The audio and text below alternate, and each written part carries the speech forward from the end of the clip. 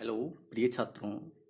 आज हम बीएड शिक्षा शास्त्र के पाठ्यक्रम की बुक अधिगम एवं शिक्षण में अभिक्रमित अनुदेशन के सिद्धांतों के बारे में चर्चा करेंगे।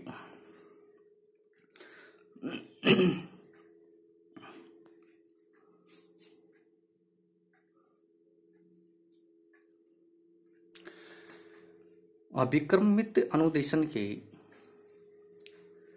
वर्तमान जन्मदाता प्रोफेसर वी एफ स्किनर हैं,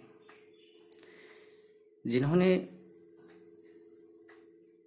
विभिन्न सिद्धांतों का वर्णन किया है, जिसमें नंबर 1 पर है लघु पदों का सिद्धांत। इस सिद्धांत के अनुसार इसमें सिखाई जाने वाली सामग्री को छोटे छोटे पदों में इस प्रकार क्रमिक रूप से विभाजित किया जाता है कि आगे वाला पद अपने पिछले पद से संबंध रखता है। उक्त लघु पदों को फ्रेम कहते हैं। नंबर 2, पृष्ठपोषण का सिद्धांत। इस सिद्धांत के अनुसार जब छात्र द्वारा किसी अभिक्रमित अध्ययन सामग्री में दिए किसी प्रश्न का उत्तर सही या गलत है, इसकी जानकारी उत्तर लिखने के तुरंत पश्चात उसे दे दी जाती है। उत्तर सही होने की स्थिति में वह अगले पद की ओर अग्रसित हो जाता है। यदि उसके द्वारा दिया गया उत्तर गलत है तो उसे सही उत्तर देने के लिए मार्गदर्शन प्रदान किया जाता है। इस संपूर्ण प्रक्रिया में छात्र को तत्काल प्रतिपुष्टि देकर उसे आगे बढ़ने के लिए प्रेरित किया जाता है। तीसरा नंबर पर है सक्रिय अनुक्रिया सिद्धांत। इस सिद्धांत में अधिगम प्रक्रिया के दौरान छात्र की सक्रिय सहभागिता बराबर बनी रहती है। छात्र पहले अधिगम प्राप्त करता है, फिर उसका तत्काल मूल्यांकन करता है। उत्तर सही होने पर आगे बढ़ जाता है, गलत होने पर सही करने के लिए निर्देश दिए जाते हैं। नंबर 4, स्वगति सिद्धांत। इस सिद्धांत के अनुसार छात्रों को सीखने और प्रश्नों के उत्तर देने में किसी प्रकार के बाहरी दबाव का सामना न करके केवल अपनी गति का ही सहारा लेना पड़ता है, जिससे वे स्वतः आगे बढ़ते जाते हैं। नेक्स्ट, स्व परीक्षण सिद्धांत। इस सिद्धांत के अनुसार छात्र अपने अधिगम का मूल्यांकन स्वयं करता है। इस मूल्यांकन में छात्र की अशुद्धियों को दूर करने का प्रयत्न किया जाता है।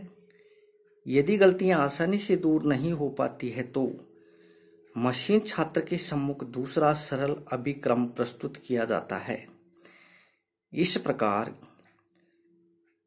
छात्र अधिगम के दौरान ही अपनी क्षमताओं का परीक्षण भी करता रहता है। नेक्स्ट, पुनर्बलन का सिद्धांत। इस सिद्धांत में छात्रों को पुनर्बलन मशीन द्वारा दिए गए मूल्यांकन के उत्तरों के सही होने पर प्राप्त होता है। इस विधि में प्राय सकारात्मक व धनात्मक पुनर्बलन प्राप्त होता है। इस प्रकार पुनर्बलन से प्रेरित होकर छात्र अधिगम की दिशा में स्वाभाविक गति से आगे बढ़ते हैं। ये अनुदेशन के सामान्य सिद्धांत थे।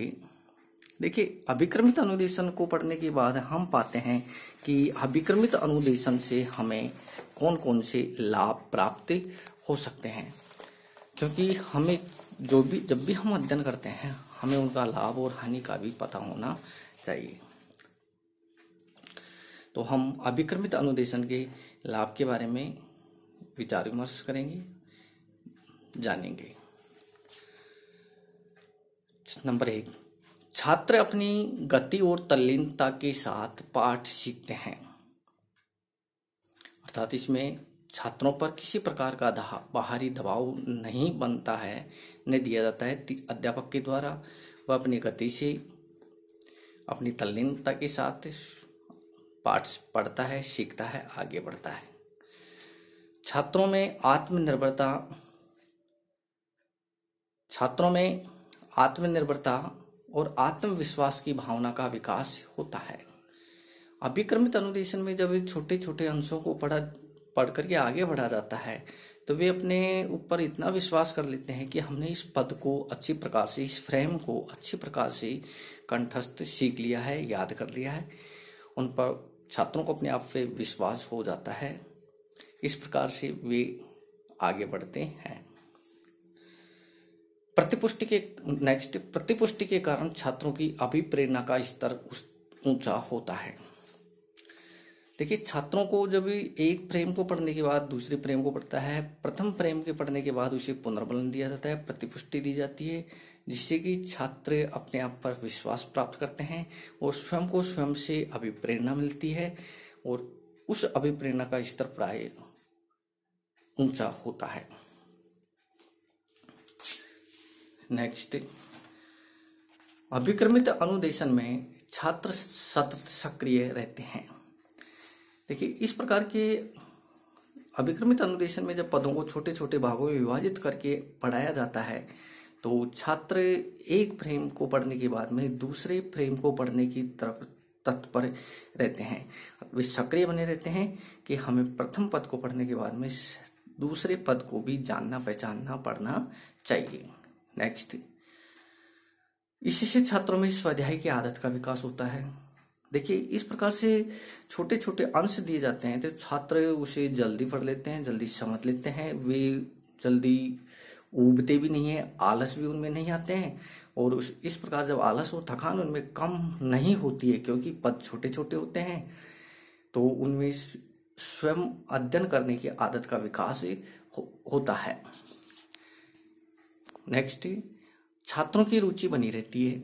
देखिए, इस प्रकार के अभिक्रमित अनुदेशन में, अभिक्रमित अध्ययन में छात्र को हमेशा पढ़ने का उत्साह बना रहता है। वे कुछ नया जानने की कोशिश करते रहते हैं कि प्रथम पद पढ़ने के बाद, प्रथम फ्रेम पढ़ने के बाद में दूसरे फ्रेम में कुछ अच्छी बातें आएगी, नई बातें आएगी। इसी काम सोच के कारण वे आगे बढ़ते रहते हैं, उनमें इंटरेस्ट बना रहता है। नेक्स्ट, अभिक्रम का प्रत्येक पद आगे वाले पद में तार्किक रीति एवं स्वाभाविक ढंग से जुड़ा हुआ होता है।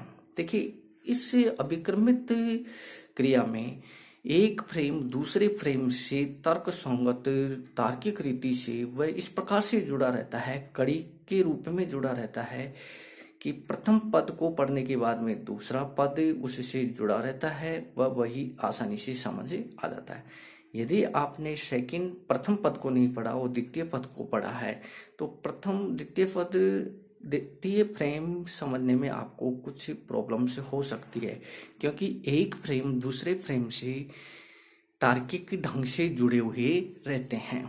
नेक्स्ट, शिक्षक की अनुपस्थिति में छात्र सतत अनुदेशन प्राप्त कर सकते हैं।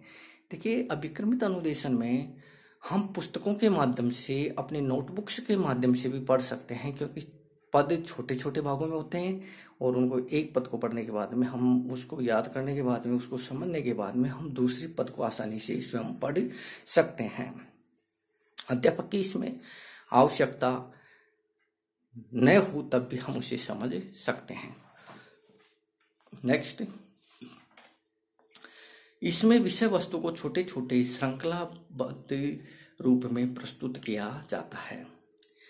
पाठ की जो विषय वस्तु होती है उसको इस प्रकार से श्रृंखलाबद्ध रूप में, एक पद के बाद में दूसरा पद, दूसरे के बाद में तीसरा पद, तीसरे के बाद में चतुर्थ पद, ये श्रृंखलाबद्ध रूप से जुड़े हुए रहते हैं, इनका क्रम निश्चित रहता है। नेक्स्ट, इस विधि में छात्रों को अपनी योग्यता के अनुसार सीखने के अवसर मिलते हैं, अर्थात छात्र पर किसी प्रकार का बाहरी दबाव नहीं रहता है, अध्यापक के द्वारा भी दबाव नहीं रहता है। वह एक फ्रेम को कितने समय में समझ पाता है।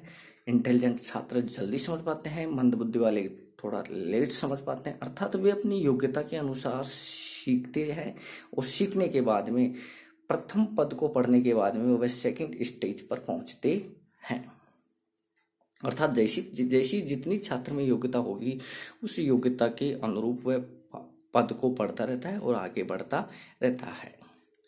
अभिक्रमित अनुदेशन प्रणाली पुनर्मनन के सिद्धांत पर आधारित है।